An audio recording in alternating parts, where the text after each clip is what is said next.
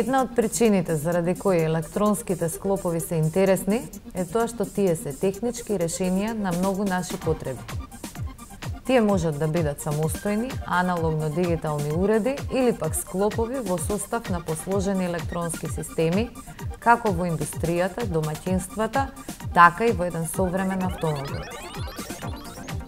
Тимот на електронско јадро е на патот на создавањето на најразлични современи функционални електронски уреди од типот на звучни, светлосни фотосистемс, уреди кои функционираат на допир тач системс и други. Автомобилско пливачко стоп светло.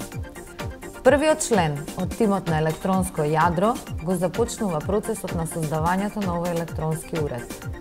Тој е задолжен за компјутерскиот дел, а во завршната фаза за проверка на исправноста на уредот и негово нагодување доколку тоа е потребно.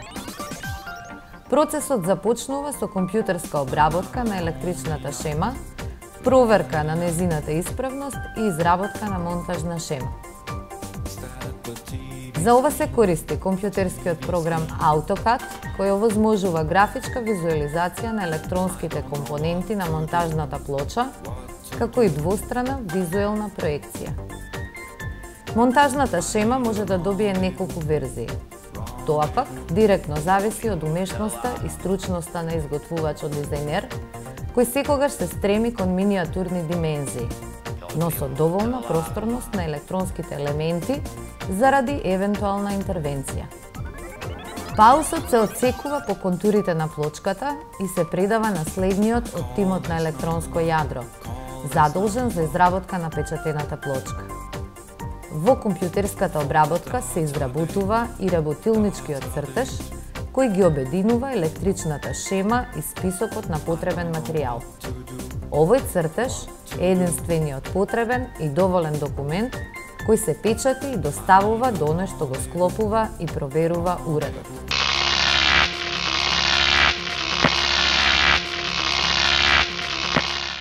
Вториот член од тимот на електронско јадро ќе го изврши процесот на печатење на електронската плочка. Откако го добива изработениот документ од електрични водови на паус хартија, ако е со еднакви димензии, се зема парчето електронска плочка и се чисти со водена брусна хартија од страната на бакарот. При тоа се добива фина рапавост на бакарот, која го подобрува впивањето на лакот. Откако плочката ќе се прибрише со крпче алкохол, се преминува на прскање со лак спреј. Тоа е фотоосетлив лак и во продажба се наоѓа под името Позитив 20. Плочката се поставува хоризонтално на подлога и се започнува со нанесување на фотолакот на растојание од 15 до 20 см. Откако лакот ќе се исуши, ја оставаме плочката да се олади. Ладењето на плочката го вршиме во темна комора. На вака подготвената плочка се поставува филмот од паус хартија и плочката се поклопува со стакло. Стаклената плочка е за да го подобри допирот на филмот на површината на електронската плочка и при тоа да ги пропушти ултравиолетовите зраци. Значи, вака подготвената плочка оди на зрачење со ултравиолетова светлина. За зрачење на плочката се користи рефлектор кој во својот спектар содржи UV зраци. Времето на зрачење е 2 минути. UV зраците лесно минуваат низ стаклото и паусот и паѓаат на лакираната површина. Го осветлуваат лакот, освен низ темните исцртани водови на паусот кои го спречуваат продирањето на UV зраците. Таму лакот останува неосветлен. После осветлувањето, плочката ја потопуваме во благ раствор на натриум хидроксид и вода. Овој раствор го нагризува само осветлениот лак од плочката. Неосветлените места не се разградуваат во овој раствор. Овој процес се нарекува развивање на плочката. Потопувањето на плочката во растворот е кратко и операторот визуелно го контролира според бојата на растворот, која благо се менува во зеленкасто сино. Процесот се прекинува со чиста вода.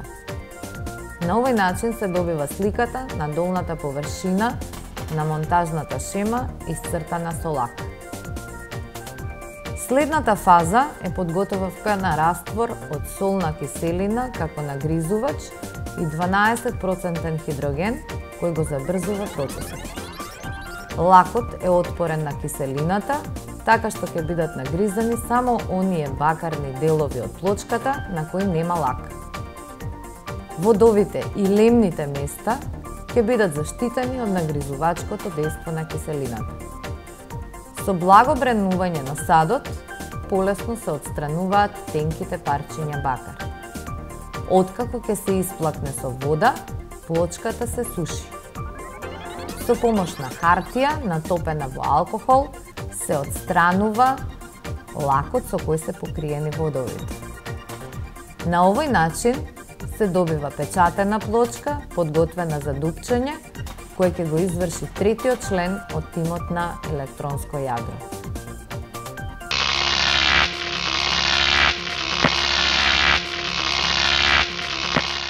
Третиот оператор најпрви врши кратко споредување на печатената плочка со електричниот и монтажниот цртаж, а потоа започнува со дупчење на плочката. За дупчење на плочката се користи моделарска дупчалка со сврдало од 1 мм. После дупчењето се преминува на поставување на елементите. Најпрви се поставуваат елементите кои се најнечувствителни на висока температура, а тоа се кусоврзниците и отпорниците. Нивните метални изводи ги поставуваме на издупчените и означени места. Постојано се внимава на држењето на плочката, затоа што и најмалите масноти кои ги оставаат прстите придонесуваат за лошо лемени споеви. Затоа се користат придржувачи. При поставувањето на елементите, операторот постојано гледа во монтажната шема, работилничкиот цртаж и во списокот на електронските елементи. По потреба, тој ги проверува нивните вредности и со тоа ја потврдува нивната исправност пред поставувањето на плочката. Последно се поставува интегрираното коло, во овој случај мозокот на ова пливачко автомобилско стоп светло.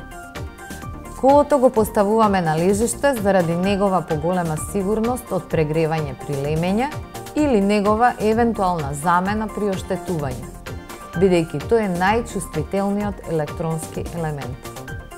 Со ова завршува третиот член од тимот на електронско јадро. Потребно е да се провери функционалноста на вака изработениот електронски склоп и по потреба да се нагоди.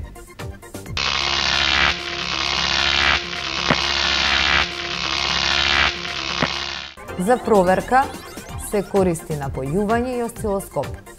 Во одредени точки на склопот, така наречени тест точки, треба да се добијат определени осцилограми, бранови облици, како и конкретни вредности зададени од производителот. Операторот од тимот ги споредува и ги нагодува вредностите како би можел склопот да ја има својата апсолутна функционалност.